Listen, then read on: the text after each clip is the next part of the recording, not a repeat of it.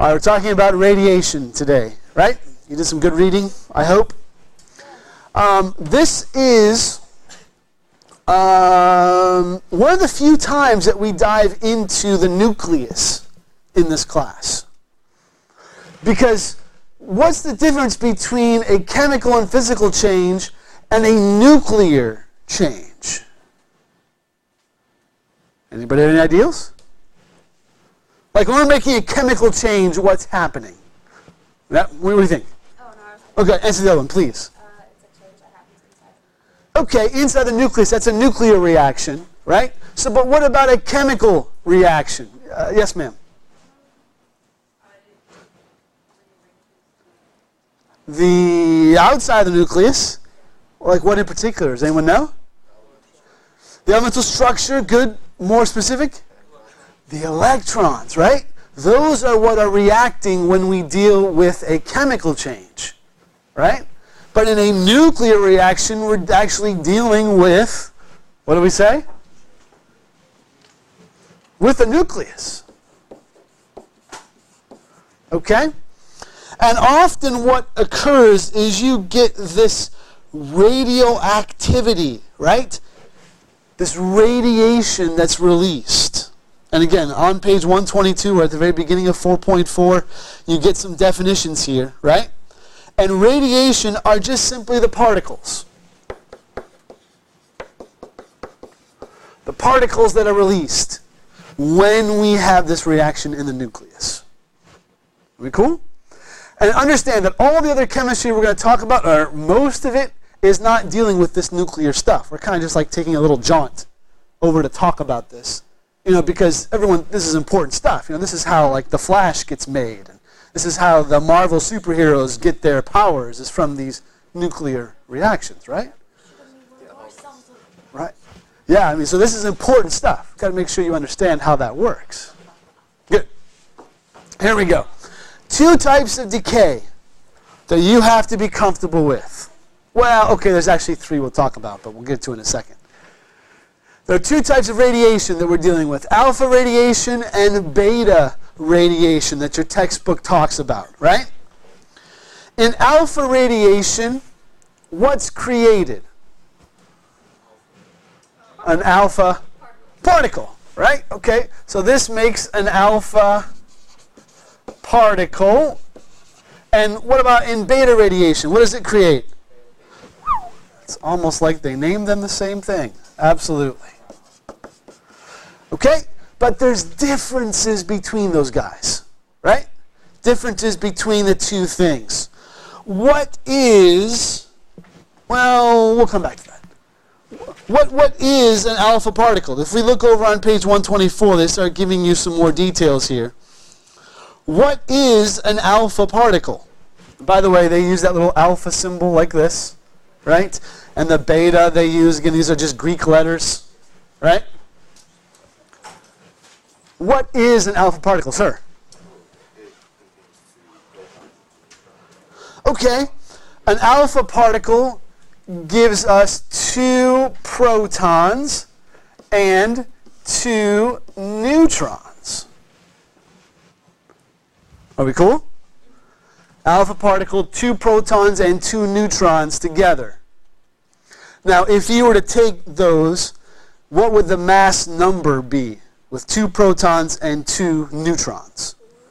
Mass number be 4, right? Remember, because protons and neutrons both make up the mass number, or the atomic mass, right?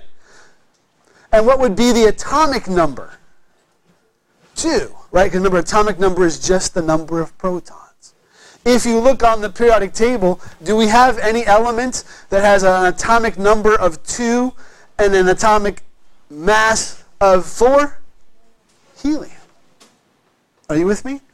So an alpha particle is the same thing as a helium atom with 4 protons and, a mass number of 4. So 2 protons, 2 neutrons, and a atomic number of 2.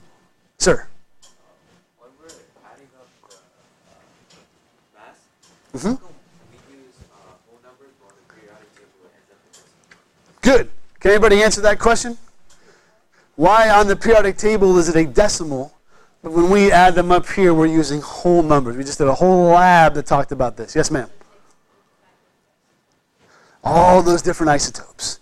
The periodic table is a weighted average of all those isotopes, right?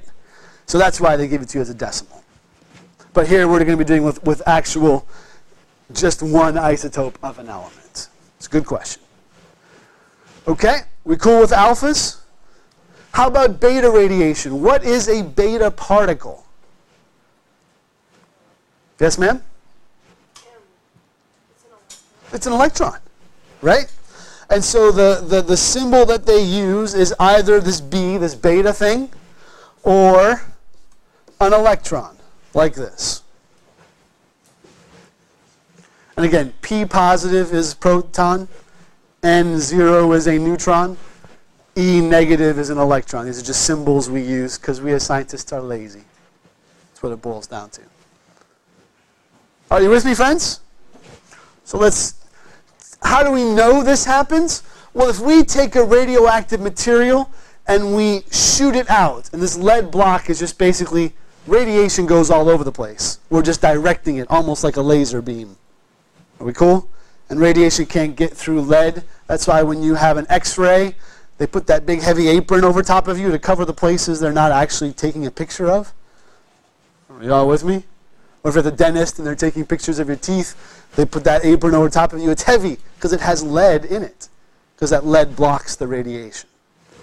So if we shoot it out like a laser and we send it between a magnet, right, a magnetic field with a positive side and a negative side, we can actually split that into our alpha particles and our beta particles. You notice there's a third something though, right? That's the gamma rays, the gamma rays. And we'll talk about gamma radiation in a moment. Okay? So, here is our alpha radiation example. And these are right in your textbook, just so you know. I'm basically just rolling along through here. This is back up on page 123. Remember, what is an alpha particle again? 2 protons and 2 neutrons, or you can also call it what? A helium, right? So we have Ra, which is radium, this guy right here, number 88 on the periodic table. Radium is radioactive. When it deteriorates, as it gives off its radiation, it turns into radon. And you say, wait, what? How does it change from one element to another, Mr. Hess? It's not a physical change, because solid to gas, that would be a physical change. Are you comfortable that what makes an element an element? The number of protons. So if I give off a particle that has 2 protons in it, right? That's going to change what element this is. Notice that this number, the atomic number, loses 2, right? Because we lost 2 protons. Are you with me, my friends? Sir? This guy here? Yes, that is an alpha particle. It's a helium nucleus is basically what it is. Okay? Sir?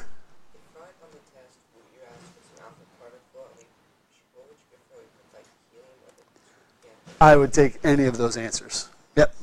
Yep, either of them are correct. Sir?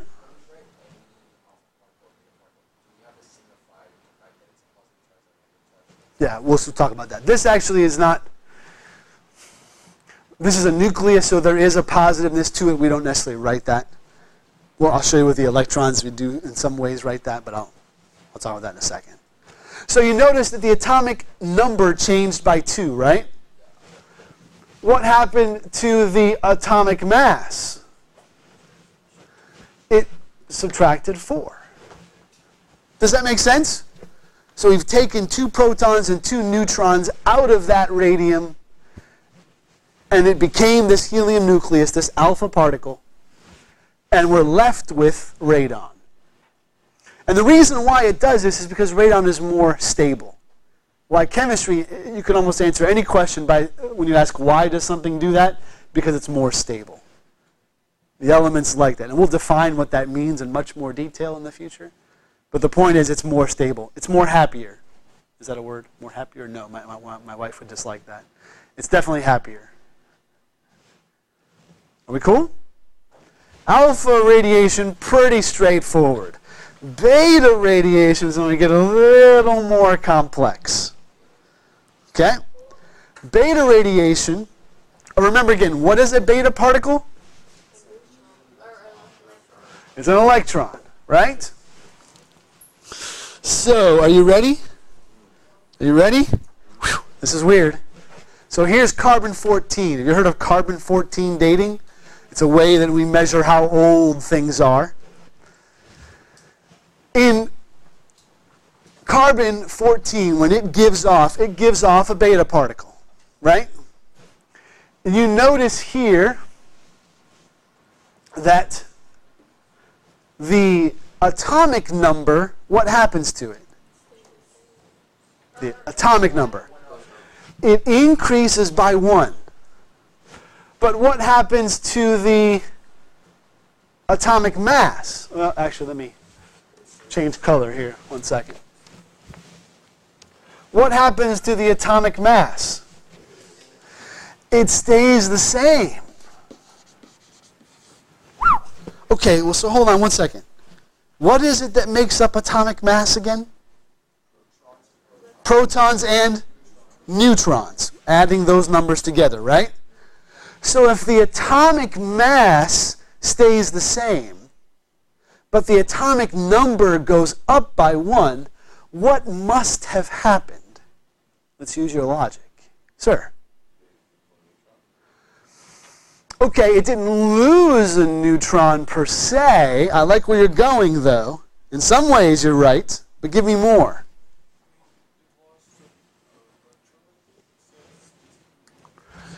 So you're right. Another electron was given.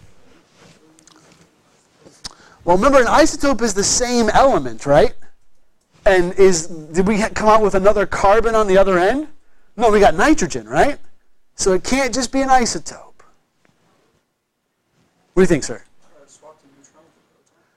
A neutron became a proton. I told you this was funky stuff. Okay? We will. No, don't worry. Much more detail, more than you'll possibly want, to be honest with you. Okay? The key part with this beta particle, with this beta radiation, is a neutron. Like Lucas said, that we lost a neutron. Yeah, you're right. That neutron turned into a proton. Now, the good news is you don't have to understand how that works. The better news is I'm going to show you how it works. You ready? Here's what happens. You and I, we talk about things called protons, electrons, and neutrons, right? And that's as far down as you and I go. But do you know there's actually little pieces that make up those pieces? And there's little pieces that make up those little pieces of the pieces that we talk about? Again, your brain will explode. Here's how it goes. A neutron is actually made up of 3 little things called quarks. Quarks are like the next level down from a neutron and a proton. And those neutrons have flavors. I kid you not, that's what they're called. Flavors. And you have up quarks and you have down quarks. You also have top quarks and bottom quarks and charm quarks. There's all these weird names for them. I swear I'm not making this up. Okay? A neutron is made of 1 up and 2 down quarks together. Okay? A proton, you can see, is made up of 2 ups and 1 down. So what happens is one of those down quarks flips to become an up quark. Again, the how and the why, don't worry about. And when it does that, it releases what's called a W boson. Another one of these little tiny particles smaller than an atom. We cool? That W boson decays and becomes an electron. There's also this little anti-neutrino thing that's there. When we start getting to the antimatter stuff, that's when your brain will just totally explode. Because every matter has an antimatter. What is this, Star Trek? No, it's actually the real world. Okay? Have we actually seen these things? No, but the math proves they should be there. Okay, and I won't bore you with that because it's beyond my understanding as well. All you have to know, friends, is simply this. A neutron decays into a proton and an electron. No, I'm with you. Exploding. Absolutely. I will not ask you to tell me how this works on an exam. Good news. Okay? But again, I do want you to understand that in beta radiation, that carbon 14, one of its neutrons becomes a proton. And in that process, it also gives off a beta particle or an electron. Are you with me, friends? At least a few of you. That's good. It's a question.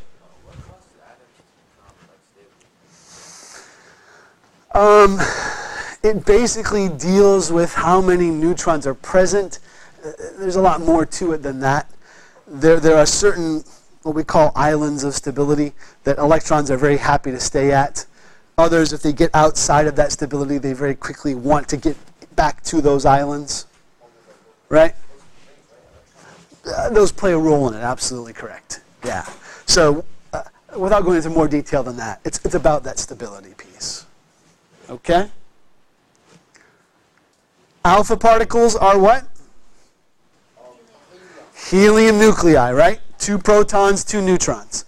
Beta particles are? Electrons, right? So our third type of radiation is that gamma radiation. Gamma radiation is no particle. It's just waves. It's just gamma rays. Do you remember your electromagnetic spectrum from yesterday? The gamma rays were the ones all the way on the most energy. Like if I were to shoot you with gamma rays right now, you would die. Or I'd certainly give you cancer. One of the two. Unless you're Bruce, right. Then he turns into the Hulk and he's good, right? I got you. Again, I told you, the superheroes, they do funky stuff with this stuff. Right, and I know, that's what we were just talking about. Yes. Okay. Gamma rays usually accompany alpha decay. Very often gamma rays are present. So in this case here, we have uranium-238. Most of your nuclear bombs, that's the isotope they use. Okay? And those guys, what they do is, it decays into thorium. Wait, Thor has an element? Yeah, thorium. I kid you not. What's the name from? Let's keep going. Yeah, sure. Right? Yes. Crazy. Thorium is the element it decays into. See, notice what happened here. How many did that lose? Right? -2. What happened here? It lost 4, right? So it gave off an alpha particle, but in that process, it also gave off 2 gamma rays. Are you with me? No particles for gamma. Right? Remember, alphas are helium nuclei, right? 2 protons, 2 neutrons. Betas are an electron. Gammas are just energy. No particles at all. Sir? Gamma radiation is caused by... We'll get to that. Right. Oftentimes it is a fission piece. Yes.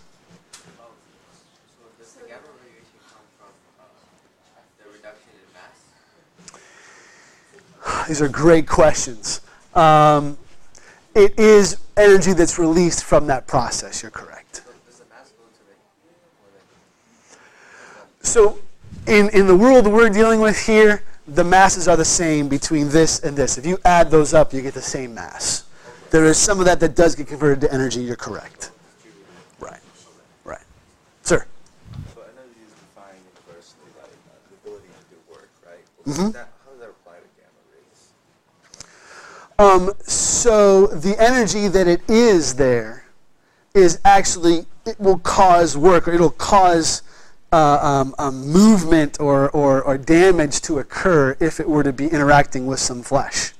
Remember that any type of radiation, any type of energy is simply wavelengths and frequencies, right? Think about our radio waves from yesterday. Okay? Our radio waves have very low frequencies, right? Very few waves per second, and a very long wavelength, right? So, do you mind if I borrow your shoulder for a second? So, if I were to be punching Alex in the shoulder, right? The radio waves would be like this. Easy punches with long pauses in between, right? Those would be the waves coming at him. This would be radio waves, right?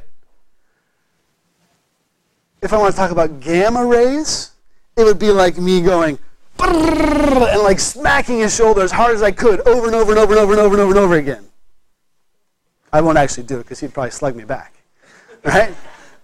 But does that make sense? So gamma rays are just so much more energy coming at so fast at you. So many waves, it just can't help but cause damage. Does that make sense? Cool. Please. Yes is the correct answer. Yes. Yeah. Well, that's why our lovely atmosphere is so impressively important for us. You're correct. Yep. Are you with me, friends? Whew. Good. We stop the recording, and we'll roll from there.